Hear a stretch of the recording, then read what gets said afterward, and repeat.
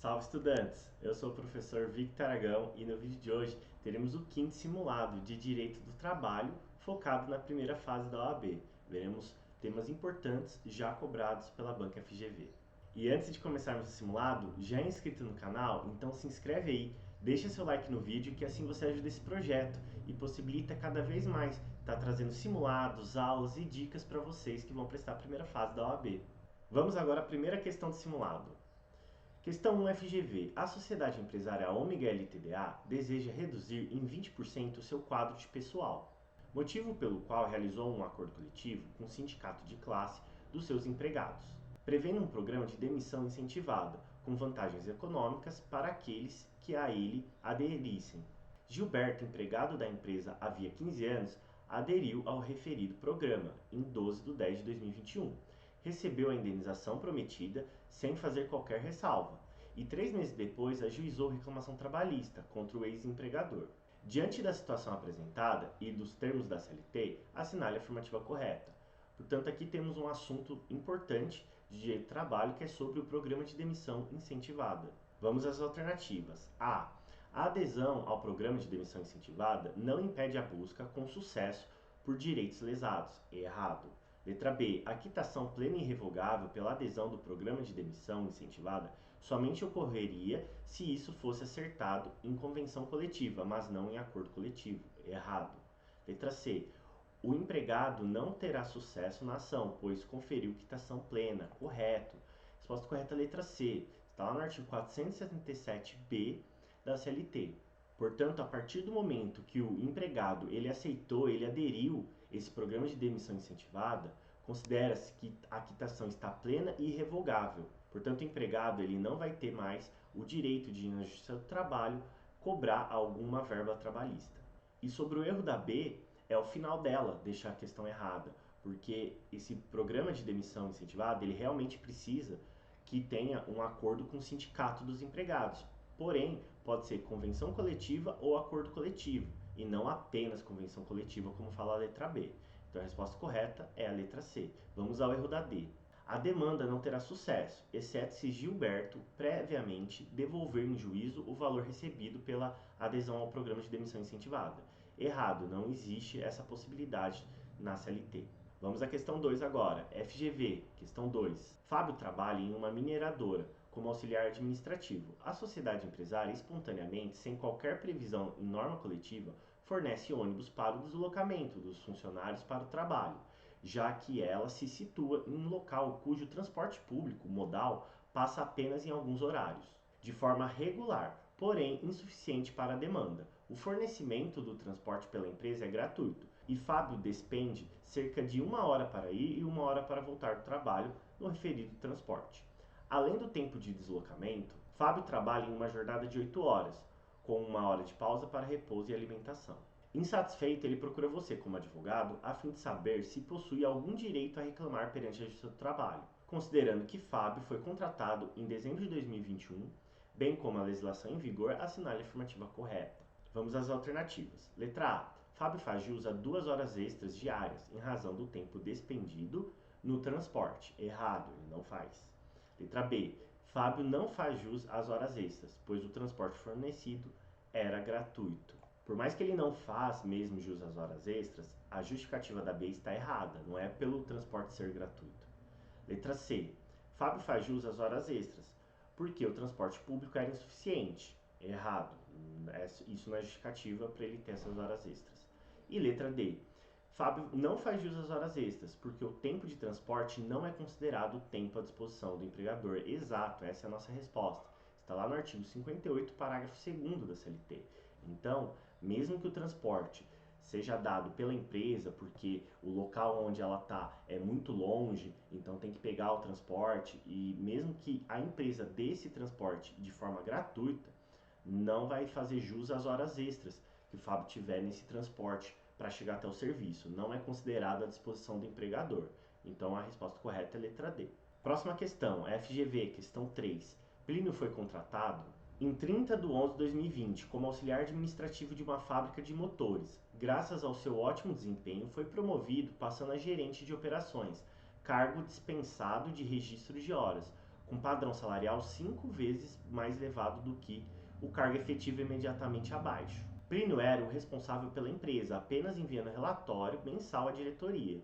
Em razão da nova função, Plínio passou a receber uma gratificação equivalente a 50% do salário básico, recebido na função anteriormente exercida. O rendimento de Plínio, 8 meses após a promoção, deixou de ser satisfatório por questões pessoais. Em decorrência disso, a empresa retirou de Plínio a função gerencial e ele voltou à função que exercia antes, deixando de receber a gratificação de função.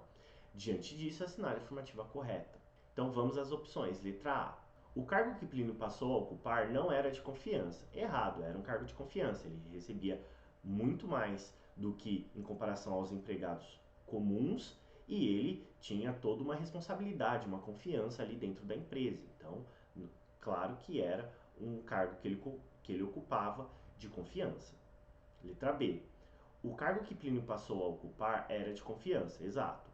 Porém, não poderia haver o retorno ao cargo anterior, com perda da gratificação da função, em razão pela qual a alteração contratual equivale a rebaixamento, errado. Letra C. O cargo que Plínio passou a ocupar era de confiança, exato. E a reversão ao cargo efetivo foi lícita, até aí ok. Mas não a perda da remuneração, pois equivale à diminuição salarial, errado. Então vamos a D.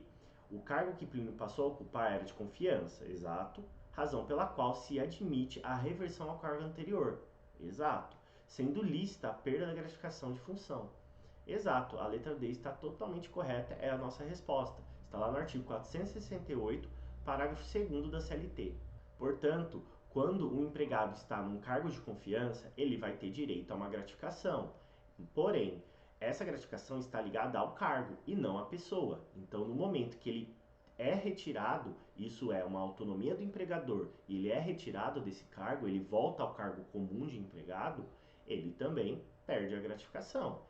Volto a repetir, a gratificação está ligada à função, ao cargo e não à pessoa. Então não é rebaixamento, não é diminuição de salário, é totalmente lícito isso. É uma escolha do empregador por quem ele quiser no cargo de gerência, de chefia. Então a resposta correta é a letra D. Continuando, tá gostando do simulado? Então se inscreve aí no canal, deixa seu like nesse vídeo e me segue lá no Instagram. Sempre que tem vídeo novo aqui no canal, eu divulgo por lá, além de dicas, informações para a primeira fase da OAB. Próxima questão do simulado agora, questão 4. Os empregados de uma sociedade empresária do setor metalúrgico atuavam em turnos ininterruptos de revezamento, cumprindo jornada de 6 horas diárias, conforme previsto na Constituição Federal, observado o regular intervalo. O Sindicato dos Empregados, provocado pela sociedade empresária, convocou a Assembleia no ano de 2022 e, após debate e votação, aprovou o acordo coletivo para que a jornada passasse a ser de 8 horas diárias, com um respectivo acréscimo salarial, observado o regular intervalo, mas sem que houvesse qualquer vantagem adicional para os trabalhadores. Aqui é interessante a gente identificar que ele está falando que de 6 horas o acordo coletivo alterou para 8 horas.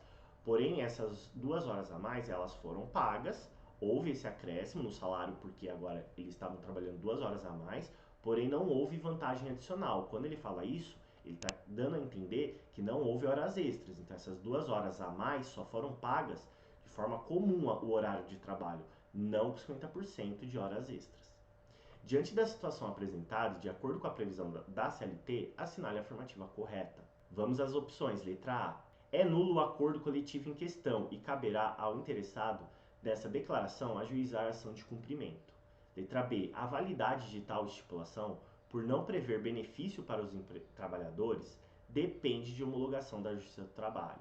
Letra C. É obrigatório que a contrapartida seja a estabilidade de todos os funcionários na vigência do acordo coletivo. E letra D. O acordo coletivo é válido, porque sua estipulação não depende da indicação de vantagem adicional para os empregados. Essa é a nossa resposta, correto, letra D. Então, está certo esse acordo coletivo feito no caso em tela. Está lá no artigo 7º, inciso 14 da Constituição Federal. Por mais que esse inciso da Constituição Federal, ele fala que os turnos ininterruptos de revezamento têm que ser 6 horas diárias, através de negociação coletiva eles podem ser alterados e isso não vai dar margem para horas extras. Então, o caso Entelo está correto, a letra D está correta porque esse acordo coletivo é válido. E falando um pouquinho sobre o erro das outras questões. A letra A fala que é nulo esse acordo coletivo e cabe ele entrar com ação de cumprimento. Errado, o acordo está válido. Letra B. A validade, por não prever benefício para os trabalhadores, depende de homologação da Justiça do Trabalho. Errado. Qualquer acordo coletivo, negociação coletiva entre os sindicatos, entre o empregador e o sindicato dos empregados, não precisa de homologação da Justiça do Trabalho. Não tem esse requisito, essa dependência. Letra C, que fala sobre tem que ter uma contrapartida de estabilidade nesse caso do acordo coletivo. É uma pegadinha da prova, porque tem casos que realmente tem que ter a estabilidade dos funcionários, mas é quando há diminuição de salário ou diminuição da carga horária de trabalho. Então, quando há diminuição nesses casos, tem que ter uma contrapartida de estabilidade para os funcionários naquele acordo coletivo. Mas não é o nosso caso em tela. Pelo contrário, o caso em tela houve um aumento da jornada de trabalho. Então não há de se falar em estabilidade dos funcionários. Resposta correta, letra D. E assim, futuros doutores, chegamos ao fim de mais um simulado aqui no canal. Espero que tenham gostado. Vimos assuntos muito importantes que podem cair na sua prova. Qualquer dúvida, deixe aí nos comentários que eu respondo vocês. E até o próximo vídeo, estudantes!